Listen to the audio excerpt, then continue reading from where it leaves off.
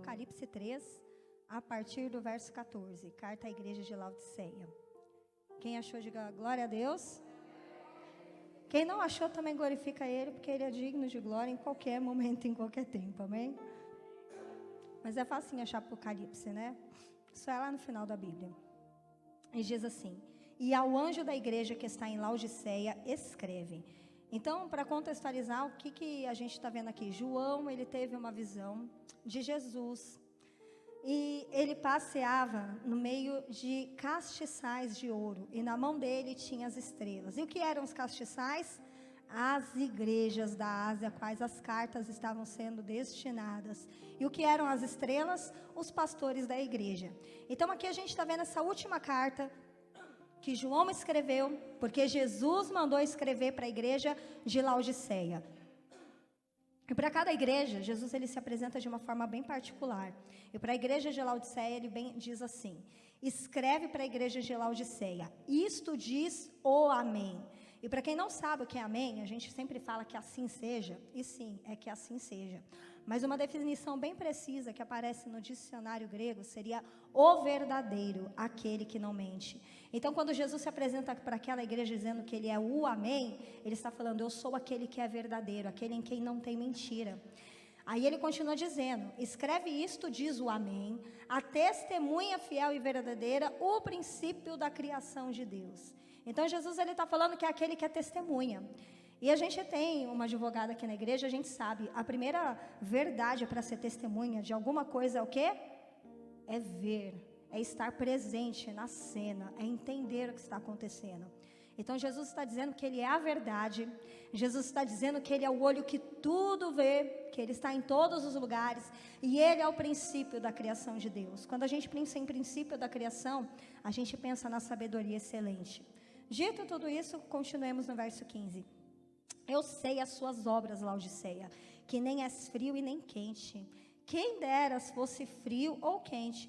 Assim, porque és morno e não és frio e nem quente, te vomitarei da minha boca.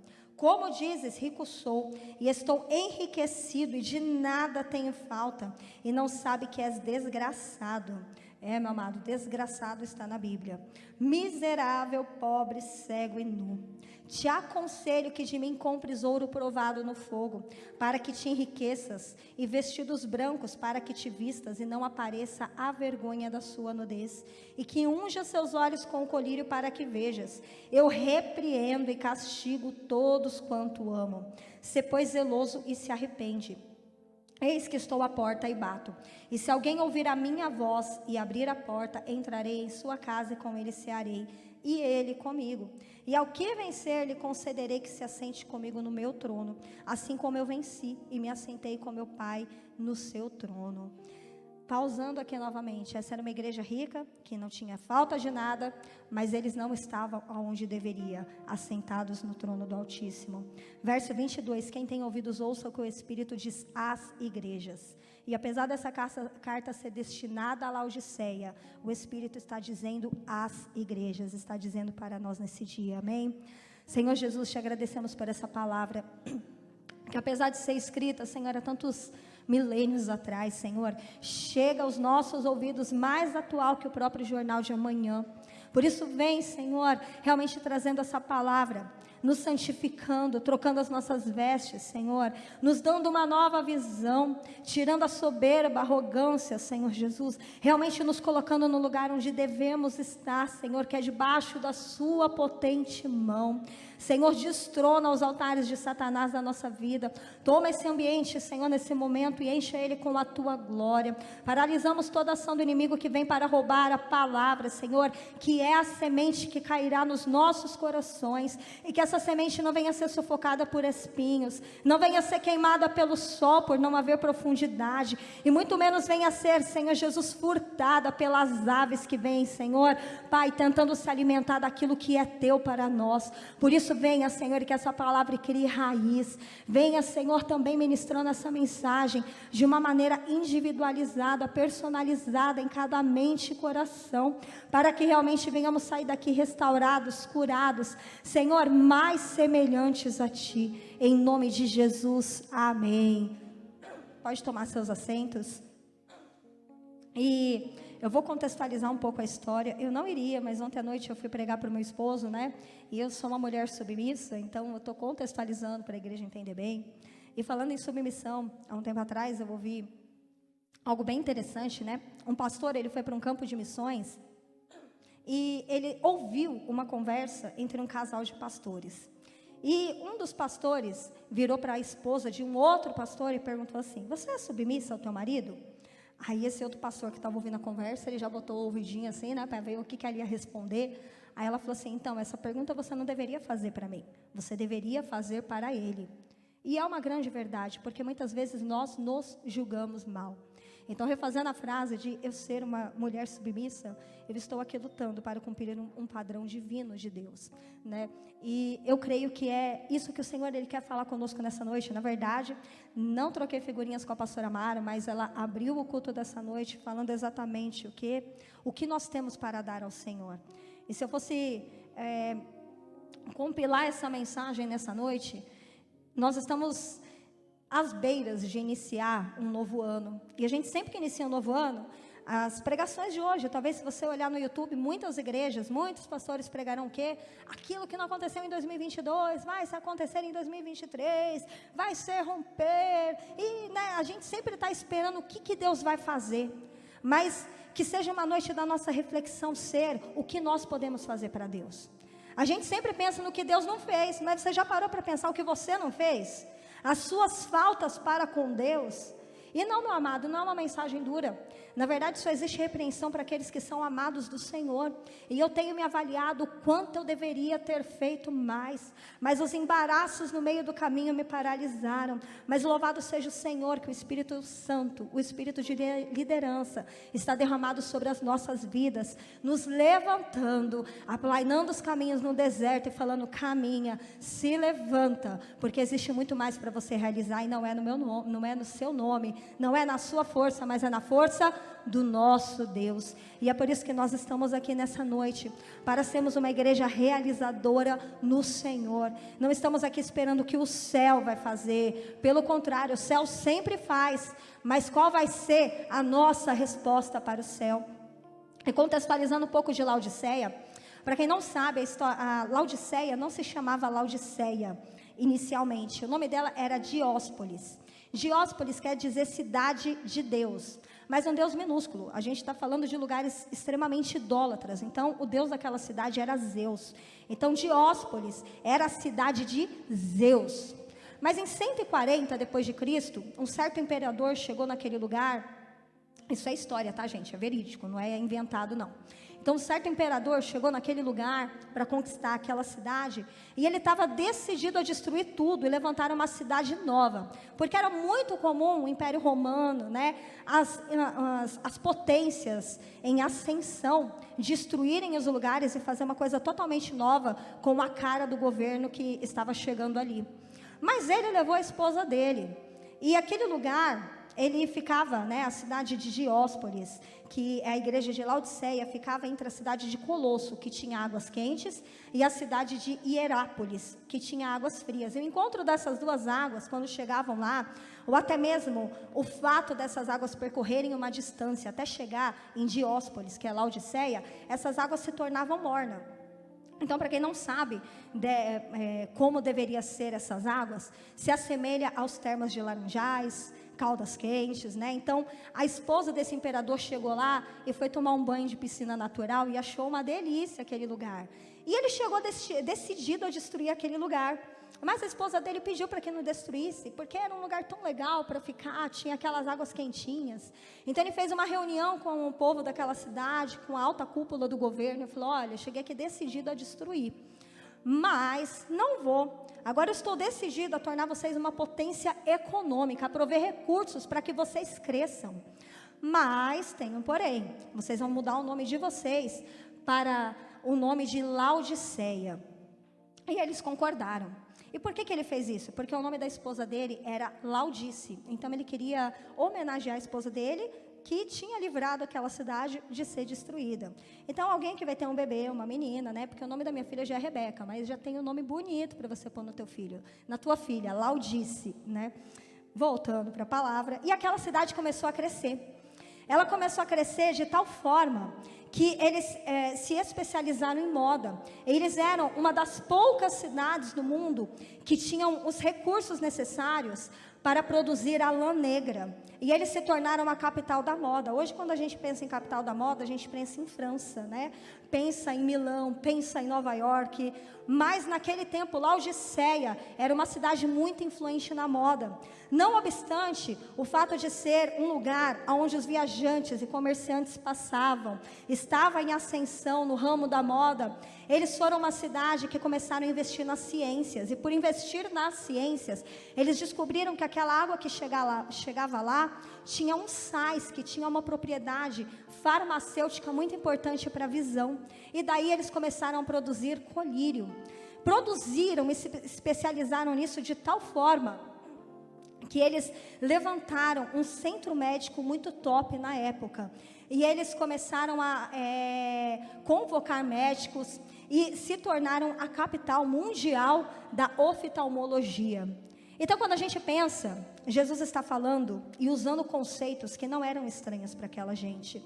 Jesus falou para eles comprarem colírio, sendo que eles eram um lugar que tinha colírio. Jesus falou para eles comprarem vestes brancas, mas engraçado que eles eram especializados na lã negra.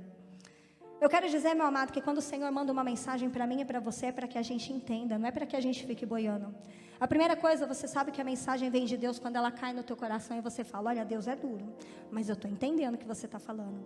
E eu quero dizer, meu amado, que todos nós que estamos aqui, eu lembro que o pastor, eu comecei a pegar umas pregações antigas, né, no YouTube, e tem uma pregação dele, agora os irmãos vão lá procurar, né?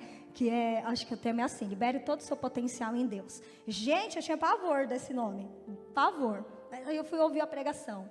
E o que é liberar o nosso potencial em Deus? Não é exatamente você realizar nisso, não é você ser um crente, porque você é cheio de Deus e as pessoas vê Deus em você e você realiza. Não, o seu potencial em Deus é a tua capacidade de ser usado como um instrumento nas mãos dEle da maneira que Ele quer. O teu potencial não está atrelado a quem você é, mas é a quem Deus é na sua vida.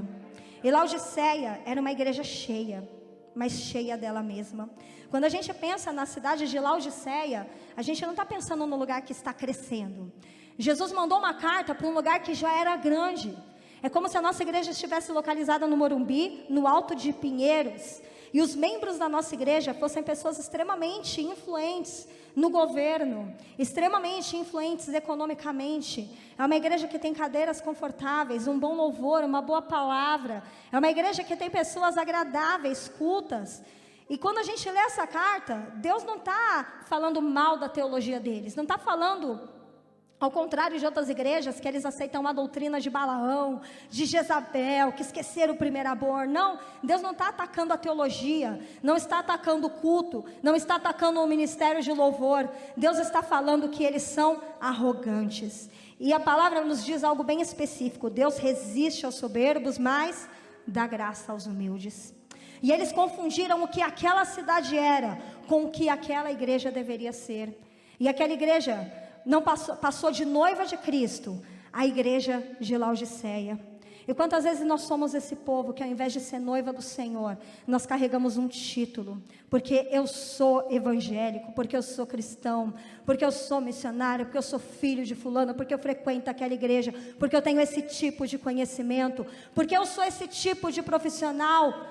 E quero dizer, meu amado, que qualquer coisa que você seja, você é pela graça de Deus. Porque a partir do momento que a graça sair da sua vida, você será um desgraçado, um pobre, um cego e nu. E nada você vai ter para oferecer. E o grande erro daquela igreja é porque eles se perderam naquilo que aquela cidade era. Nós estamos localizados no Brasil. Nós estamos localizados no bairro de Guaianazes. Mas ainda assim nós somos do Senhor. A nossa pátria não é daqui não. A nossa pátria é do céu. E os nossos olhos precisam estar lá. Então, nós estamos falando de uma igreja a qual eles confundiram. O nome Laodiceia, aliás, eu não falei o que era Laodiceia. Laodiceia quer dizer justiça dos homens. E quando a gente começa a ler a palavra, como o Senhor ele se descreve? Como o amém. E o que é o amém? É a verdade. Quando a gente para pensar, para a prática da justiça, o que a gente precisa? De verdade, não existe justiça sem verdade. Você só pode aplicar justiça quando existe verdade. Na mentira não existe justiça, existe injustiça. Então o que o Senhor está dizendo é assim: ó igreja de Laodiceia, olha, lugar que se diz justiça do povo, justiça de homens, aqui é a verdadeira justiça, é a verdade que está falando com vocês. Vocês só têm nome de alguma coisa, vocês só acham que são alguma coisa, mas a verdade é que vocês não são nada. Vocês acham que tem tudo, mas a verdade é que falta tudo, porque quando falta a verdade, meu amado, falta Jesus. E se faltou Jesus na tua vida, meu amado, não adianta você ter dinheiro no bolso, não adianta ter carro na garagem, não adianta ter foto no Instagram, não adianta ter passaporte carimbado, não adianta ter uma família feliz, 10 filhos, meu amado. Se faltar Jesus, faltou tudo. E é isso que nós precisamos entender. A gente quer entrar no ano de 2023. Gente, tem curso até de prosperidade, tem curso como ser rico no Senhor, sabe? Gente, meu Deus, deposita o seu Pix, que eu vou lá no monte levar o seu pedido de oração. Meu amado, já não existe mediador entre os homens e Deus, porque o sangue de Jesus foi derramado na cruz, está lá em Hebreus.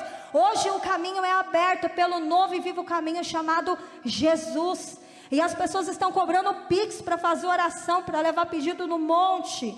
E nós temos que ser uma igreja inconformada. E o Senhor, Ele quer te levantar, sabe para quê, meu amado? Para que você seja esse remanescente, que condena os atos de Jezabel, que condena as doutrinas de Balaão. O Senhor, Ele quer que você seja uma igreja que é quente, sabe por quê? Porque quando alguém pedir para você orar, você vai ser aquele que não vai cobrar nada, mas pelo contrário, voluntariamente, você vai estender a sua mão, e o Senhor vai te usar, porque é para isso que o Senhor, Ele está me levantando e te levantando. A gente pensa muito o que Deus vai fazer por mim, mas o que você fez pela igreja dEle, o que você fez pelos filhos dEle, o que a gente fez pelos nossos filhos, pelo nosso marido, pela sua esposa. A gente quer saber muito o que Deus vai fazer, mas nessa noite o Senhor, Ele está te perguntando o que você vai fazer. E a justiça de Deus foi para aquele lugar falar com eles: vocês têm tudo, mas ao mesmo tempo está faltando tudo, está faltando o grande eu sou. E o que Jesus estava falando nessa noite? Vocês não são frio nem quente. E Laodiceia entendia isso, porque eles tinham aquelas águas termais. E apesar de ser gostoso tomar um banho quente, você já tomou água do chuveiro? Gente, você passa mal, é instantâneo. Não cai bem no estômago aquela água do chuveiro. Aquela água serve para você tomar banho, mas não serve para você beber.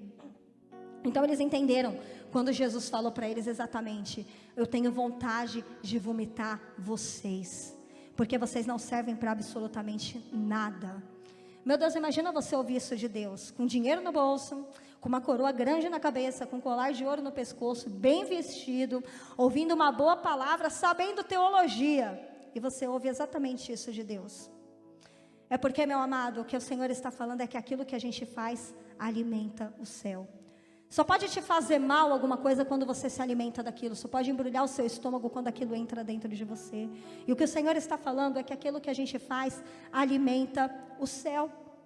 E a gente precisa entender que tudo que a gente faz na terra é substrato e é matéria-prima para que Deus traga respostas na terra.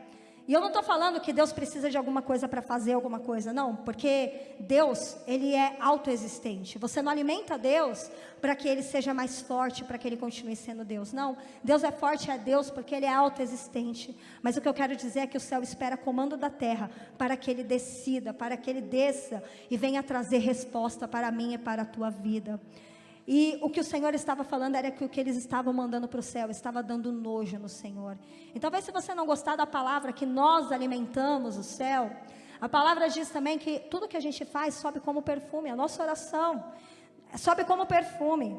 E para quem já sentiu um odor ruim, eu lembro que quando eu fazia hospital, eu não sei se alguém já sentiu o cheiro de placenta, mas nas 3 primeiras vezes, o cheiro de placenta, o cheiro de líquido amniótico, é uma coisa que não sai do teu nariz por uma semana.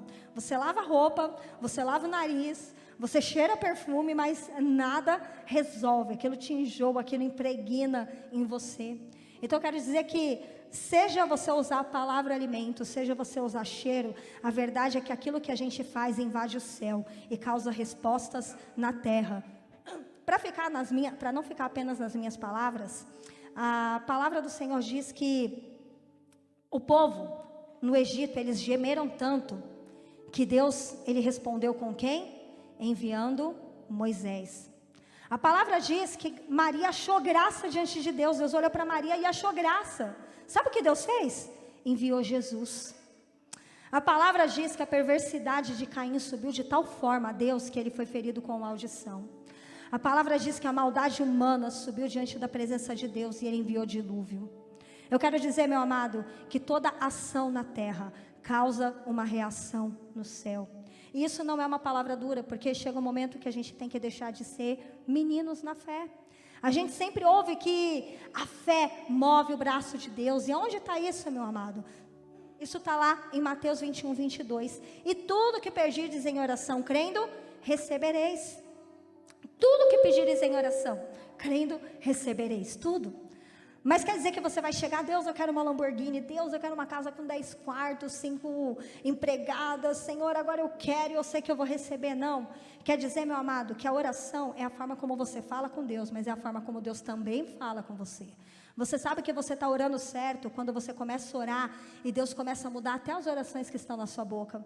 Quantas vezes, né, eu não vou pedir para os irmãos abrir a mão, levantar as mãos para não ser constrangedor, mas quantas vezes a gente chegou decidido na presença de Deus a entregar o inimigo na mão dele, mas você chegou com o coração sincero, e você chega lá e fala, Deus, você vai lá e vai tratar. Deus salva, sela com libertação, transforma a vida. Quando você vê, você está orando pelo teu inimigo, para Deus abençoar aquela pessoa. Sabe por quê, meu amado? Porque quando você entra de verdade na presença de Deus, você entende que você é um homem puro, com impuros lábios, que habita no meio de um povo de lábios impuros. E você começa a pedir, Senhor, toca na minha boca com esse fogo do altar, e que a partir de agora não seja a minha oração, mas seja o céu orando através de mim.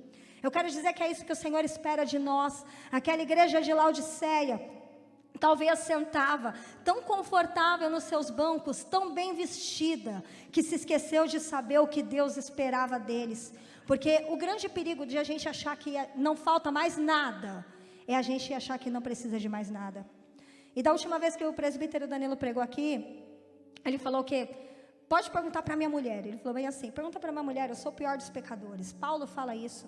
Eu quero dizer que se você chegou nessa igreja achando que você é melhor que teu irmão, meu amado, ora de novo, porque você não é melhor do que ninguém. Nós não somos melhores do que ninguém. O que nos torna alguma coisa é pela graça, o sangue de Jesus que cobre a minha e a tua vida e nos purifica de todo o pecado.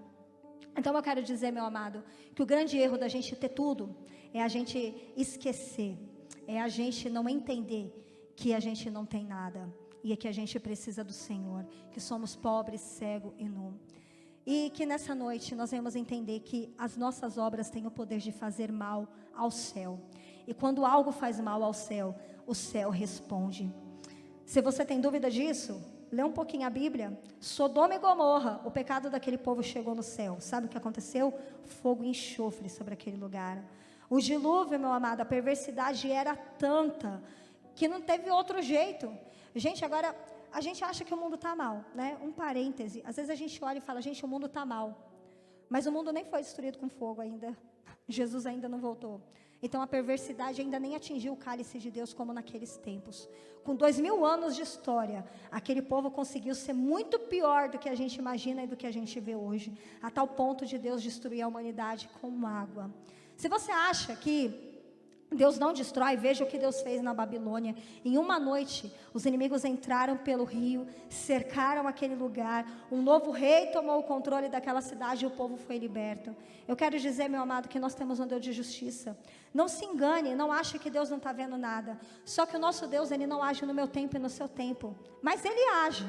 Ele se levanta do alto trono e Ele julga cada causa na terra. O grande problema é que a gente acha que Deus vai julgar o outro quando Deus vai se levantar para julgar você.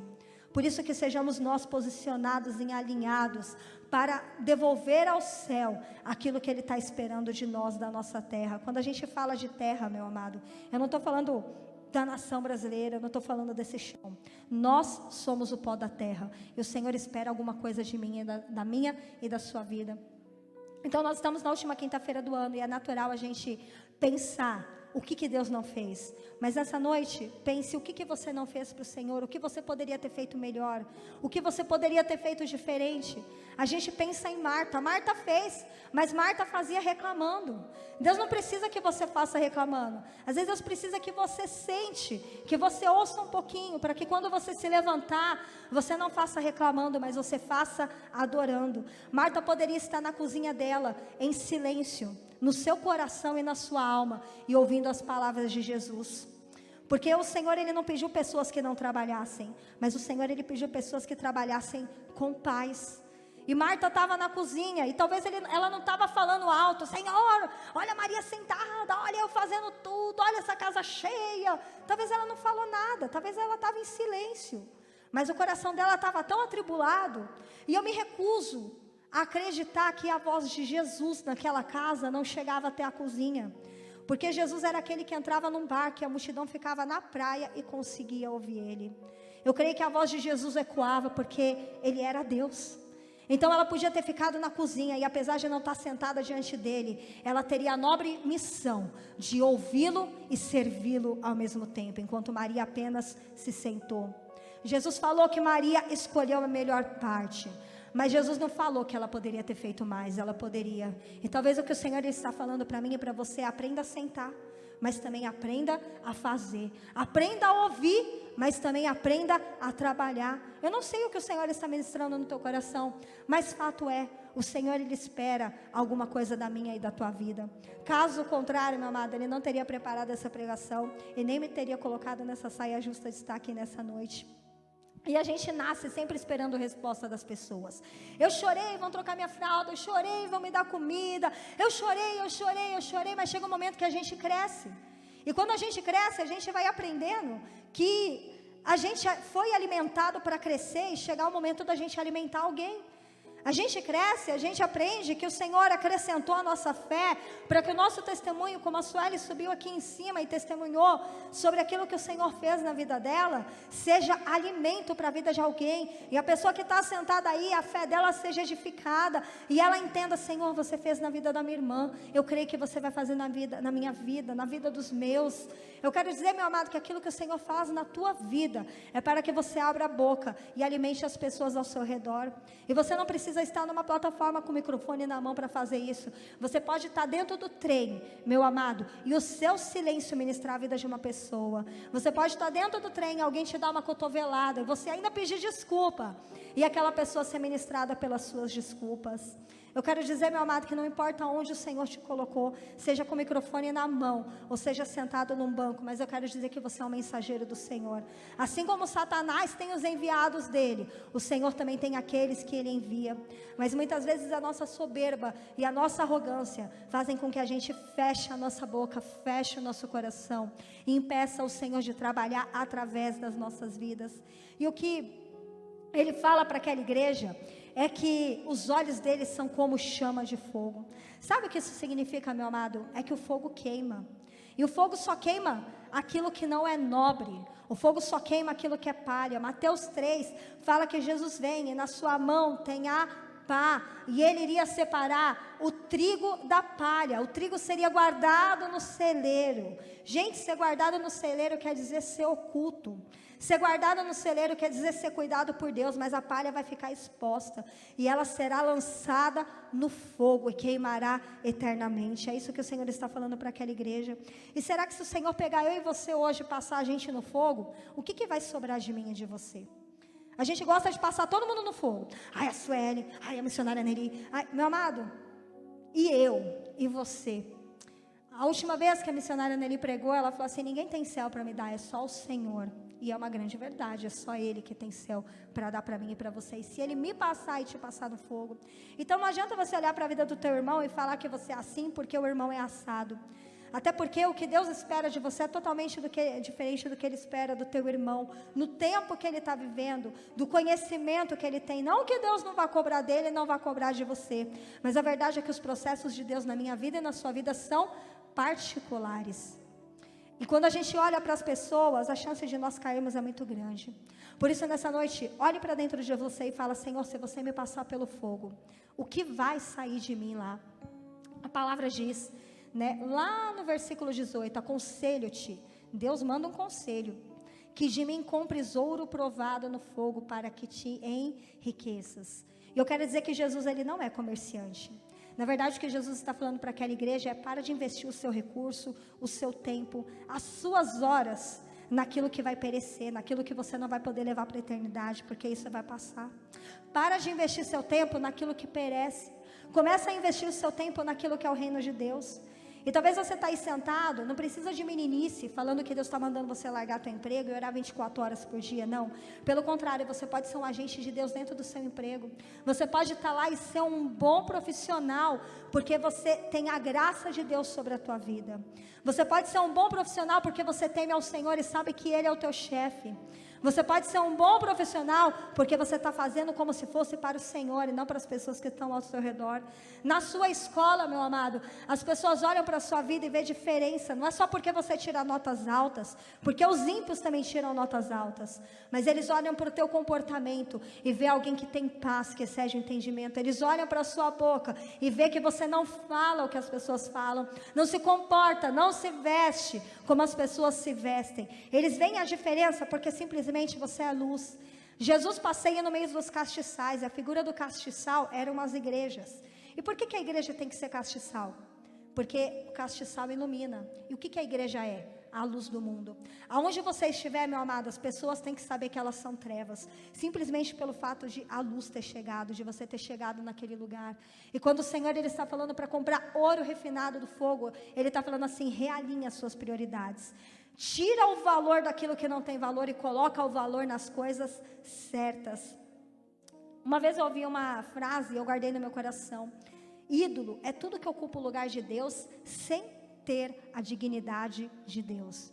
E nós sabemos que existem ídolos no nosso coração, quando facilmente nós somos movidos do nosso lugar de oração por uma frustração. Se alguém tem o poder de te frustrar a tal ponto de você não conseguir mais orar, a tal ponto de você não conseguir ler a Bíblia, a tal ponto de você se desconectar com Deus, você descobriu onde está a sua idolatria. Se o teu tempo investido no trabalho, nas pessoas e nas coisas ocupam um tempo que você deveria ter com Deus, ou até mesmo afloram o pior de você, meu amado, talvez você descobriu onde está a tua idolatria. Às vezes o seu casamento, os seus filhos, os seus amigos podem ser uma idolatria. Se você chega perto de alguém que desperta algo que nem deveria estar dentro de você, existe ali uma idolatria. Existe um lugar que está sendo ocupado e que não é de Deus. Até porque Deus, ele não quer uma parte da minha vida e da sua, ele quer nos ocupar por completo. E é isso que é ter um lugar que tem riquezas, que não é a presença de Deus. E ele continua dizendo: compra vestes brancas. Gente, riqueza não te veste de santidade. Ele diz algo muito particular que não sei se os irmãos já notaram, mas ele fala lá no verso 18: aconselho que de mim compres ouro provado no fogo para que te enriqueças, e vestidos brancos para que te vistas e não apareça a vergonha da sua nudez. Então ele está falando no futuro. Ele está dando a chance para aquela igreja de colocar vestes reais, de ser transformada. O Senhor está dando tempo para que ninguém veja o que está acontecendo lá. E é o que o Senhor, ele tem feito com as nossas vidas, com a igreja hoje. Se conserta. Eu estou te dando tempo de consertar, porque eu sou o Deus que resolve no secreto. Porque em algum momento, aquilo que é feito no secreto vai ser colocado às claras. Então se veste de vestes brancas. E é engraçado, porque um lugar que é aperfeiçoado, aprimorado na lã negra, precisa de vestes brancas. Meu amado, como estão as nossas vestes? Nós temos muito poder para julgar as vestes das pessoas, né? A gente termina o ano falando de todo mundo, mas que seja tempo de olharmos para nós, qual tem sido o nosso comportamento. Nós somos uma noiva sendo adornada para encontrar com o noivo. E uma grande característica da noiva é o quê? É a virgindade. É não se assimilar com qualquer pessoa, com qualquer homem. É uma pessoa que se guarda para alguém. Meu amado, quais pensamentos tem tomado o teu coração, sua mente? O que tem tomado os seus lábios? Quando o Senhor, ele pede para nos guardar, meu amado, é nos guardar da corrupção desse mundo. Com quais pessoas nós temos nos relacionado, que tem tido o poder sobre as nossas vidas, de tirar Deus da nossa vida? A palavra continua dizendo que ele aconselha aquela igreja para que unja os olhos com colírio, para que eles vejam. E esse é o melhor, porque eu uso colírio, né? Se eu não uso, às vezes eu coço tanto meus olhos que eu não consigo nem enxergar direito, ainda que eu coloque os óculos. Então, quando você coloca o colírio no olho, você tem a capacidade de enxergar melhor.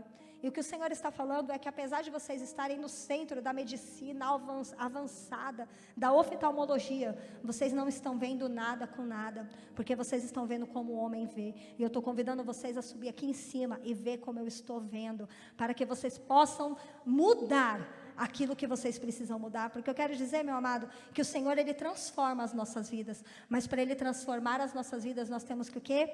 Abrir a nossa porta, nós temos que ter um comportamento. Não adianta você ficar lá do teu quartinho orando, Deus me muda, mas o que você tem feito para mudar? Você não ora para Deus tirar o cigarro da tua mão, se você não tirar o cigarro da mão. Tira o cigarro da mão, porque você pode ter certeza que Deus vai colocar força dentro de você, para que você vença aquilo, mas você precisa dar um passo em direção à transformação. E o que o Senhor está falando é que vocês precisam ajustar a visão de vocês, porque como que vocês como igreja vai ajudar alguém se vocês mesmos estão cegos? Porque a palavra do Senhor lá no Sermão do Monte fala o quê? Tira a trave do teu olho para você tirar a trave do olho do teu irmão. Então o Senhor não está falando que você não deve tirar a trave do olho de ninguém, pelo contrário, Ele quer transformar a tua vida para que você seja alguém que transforma a vida de pessoas.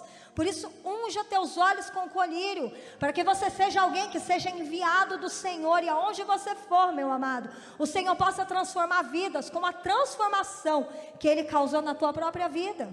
E Ele continua dizendo, eu repreendo quem eu amo. E na nossa sociedade, gente, repreensão é uma coisa ruim. A gente vive um tempo permissivo. A gente precisa, né, viver o carpe diem. Porque se você quiser se relacionar com um cachorro, vai lá e casa com um cachorro. Se você deu na telha de ser um pato, vira um gato, vira o que você quiser.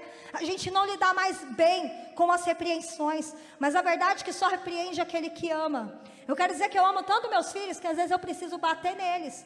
Porque se eu não bater, eu sei que a vida vai bater.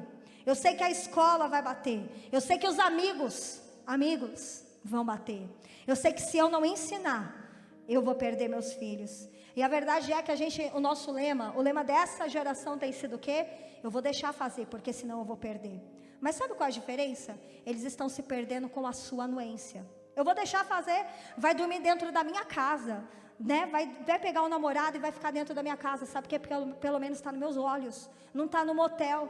Ô meu amado, é melhor que então vá para a rua e não faça, e não venha contaminar o seu solo que é santo, que Deus tem cuidado, do que ficar dentro da tua casa e depois você levar esse sangue, porque um dia você vai prestar conta a Deus. E eu tenho absoluta certeza, sabe, meu irmão, que quando eu chegar diante de Deus, Ele não vai falar, presbítera Rita, o que você fez com a vida da Duda? O que você fez com a vida da Sofia? Não, eu tenho absoluta certeza que antes do Senhor perguntar do meu ministério, Ele vai perguntar o que eu fiz com a minha maternidade. Ele vai falar assim, eu te dei só 2 flechas, não foi 20 não, minha filha, eu te dei 2. O que você fez com elas? Você poliu direitinho? Você cuidou delas direitinho, mandou no alvo? Não, Senhor, porque eu fiquei com medo, porque senão eles iam embora. Eu quero dizer que a flecha, ela não pula da aljava, a flecha, ela é tirada da aljava. A diferença é que você vai tirar a tua flecha e você pode jogar no lixo ou pode atirar no alvo. Eu quero dizer que se você for ousado para fazer aquilo que a palavra manda, eu quero dizer que princípio que você não quebra são princípios que te protegem e protegem a sua casa. Porque é o que a palavra de Deus diz, ela é verdadeira. Mas quantas vezes a gente se queixa dos nossos próprios pecados? A gente que tem filho sabe, né? Às vezes a gente entrega o celularzinho na mão e quando você vai tentar tirar, gente, é difícil. A gente tem tirado e tem que ser aos poucos, porque é crise de abstinência. Mas o problema está nas crianças ou nos pais que entregam? É em nós. A gente deixa andar com um monte de má amizade. Aí um dia a gente acorda e fala, meu Deus, meu filho não pode andar com essa pessoa. Cara, teu filho andou 1 ano com aquela pessoa e depois de 1 ano você vai tentar tirar, vai ser mais difícil. Mas se você acordou, meu amado, use o teu despertamento para pôr a tua casa em ordem, antes que o Senhor venha, porque pode ter certeza que o posicionamento da terra gera resposta no céu. Deus honra aqueles que se posicionam. Quando Ele repreende, é porque Ele ama. E a gente vai entendendo que precisamos ocupar espaços, porque se a gente não ocupar espaço como servos de Deus, o mundo vai ocupar. E a palavra termina dizendo o quê? Que Jesus está batendo na porta. E Gênesis 4 fala o quê? Para Caim, o mal bate à porta. E agora em Apocalipse, no último capítulo da Bíblia, fala o quê? Jesus bate na porta. Sabe qual a moral da história? Tanto o mal quanto o bem bate na nossa porta, mas a gente decide para quem a gente vai abrir. Eu quero dizer que nenhum de nós somos inocentes, porque se alguém fosse inocente, não existiria inferno, existiria um limbo para jogar aquelas pessoas que não sabiam o que estavam fazendo, não é verdade? Mas não existe limbo. Só existem 2 lugares, céu e inferno. E a cada vez, a gente está vendo, até com o governo emergente que está subindo, não quero combater pessoas, mas nós como cristãos combatemos ideias demoníacas. E com os valores que não são os valores do reino de Deus, a permissividade vai ser cada vez maior. Eu não sou contra a pessoa ser o que ela quer, eu sou contra quando ela fere os princípios do meu Deus. Eu não sou contra uma pessoa viver o sonho, eu sou contra quando esses sonhos ferem o princípio do meu Deus. E contra isso nós somos contra. E quanto mais isso vai se enraizando na sociedade, eu quero dizer que essas crianças estão expostas. Eu sentei para ver um filme com o Felipe, e nos primeiros 5 minutos eu falei, filho, a gente não vai ver. E se fosse outra época, o meu não seria suficiente. Mas ele, por quê? Por quê? Por quê? E eu tive que explicar o porquê, o que estava acontecendo naquele filme. Ele, mãe, é isso, mãe. É isso, meu filho. Tirei. E a gente precisa estar preparado para responder o porquê do não, porque eles estão crescendo. E se a gente não tiver uma resposta do porquê do não, o mundo vai ter uma resposta, o porquê do sim. Por que eles não podem ser isso ou aquilo. E nós estamos vivendo um tempo como aquela igreja de Laodiceia, talvez não é dinheiro no bolso, mas estamos vivendo um tempo de conforto, onde o acesso a muito conhecimento tem invadido a nossa casa. E a gente precisa ter conhecimento do alto para poder filtrar o que vem de Deus, qual é o mal batendo na porta e quando é Jesus batendo na porta. E ele termina dizendo que, se alguém abrir, eu entrarei e cearei com ele. E novamente, se a gente for no grego, o cearei, quando a gente pensa em ceia, o que você pensa primeiramente? Janta, numa hora escura. Então sabe o que o Senhor está falando? Que Ele continua batendo, ainda que seja a noite, ainda que seja a hora mais escura da tua vida. Meu amado, ainda que você ache que está tudo perdido, abra essa porta e deixe Ele entrar. Porque pode ter certeza, quando Ele entrar, Ele vai cear contigo. E você vai sentar na mesa e ceiar com Ele. E ainda que esteja tudo escuro, quando Jesus entra, meu amado, alguma coisa acontece. A luz também entra na tua vida. Em Provérbios 4:18, eu gosto muito dessa passagem, ela diz bem assim: mas a vereda do justo, o caminho do justo é como a luz da aurora. O que é a aurora? Sabe aquele dia que começa a acontecer? Isso é o caminho do justo, é aquele dia que começa a acontecer. Está escuro, mas tem uma pontinha de luz. Sabe o que é essa pontinha de luz? É o sol da justiça chegando, meu amado, e transformando tudo aquilo que é escuridão em trevas, em um novo dia, em um tempo de milagre na minha vida e na tua vida. Mas tudo que a gente precisa fazer é abrir as nossas portas. Aquela igreja, ela tinha tudo, mas não devolvia nada para Deus. Talvez a gente ache que falta tanta coisa, e é por isso que a gente não consegue dar nada para Deus, porque falta isso, falta aquilo outro. Mas a gente está vendo uma igreja extremamente farta, e ainda assim eles não conseguiram entregar nada para Deus. Eu quero dizer que uma família feliz, dinheiro no bolso, carro na garagem, passaporte carimbado, meu amado, isso daí não autentica você para ser um grande pregador, não autentica você a ser um grande dispenseiro da palavra de Deus. Na verdade, as pessoas que mais me ensinam não é aquelas que são fartas, são aquelas que têm tão pouco e ainda do pouco delas elas conseguem alimentar quando eu nem sabia que eu tinha fome. Que você seja essa pessoa que entende que ainda que você tenha faltas na tua vida, Jesus é suficiente para te levantar e te usar. Por isso eu te convido a se colocar de pé nessa noite. Talvez não é a palavra que a gente queria ouvir na última quinta-feira do ano, mas eu tenho absoluta certeza que é a palavra que nós precisamos ouvir. Porque muitas vezes eu sou Laodiceia, e talvez você olhe para você e talvez você também seja Laodiceia.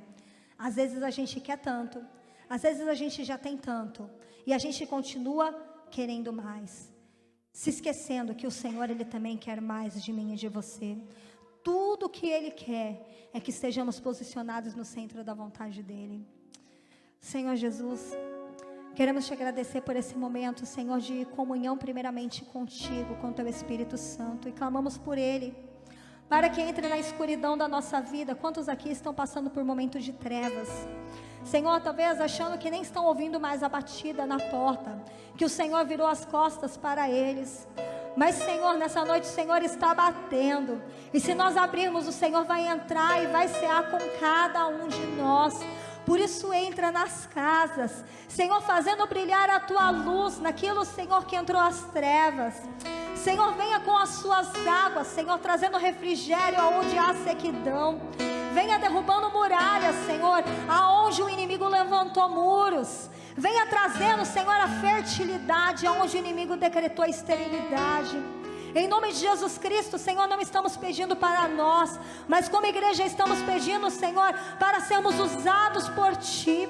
E o que estamos, Senhor, clamando não é para um bolso cheio, mas estamos pedindo para uma vida cheia da Tua presença. E aonde formos, Senhor, que as pessoas vejam a paz que excede o entendimento, vejam uma alegria que vem do alto, Senhor, e que nenhum vinho dessa terra pode fornecer. Que vejam vestes de santidade, Senhor, ouçam novos cânticos dos nossos lábios, em nome de Jesus. Que aonde o Senhor nos levar, que as pessoas vejam a diferença, Senhor, porque nós servimos a um Deus que chegou nas nossas casas, que chegou da nossa vida.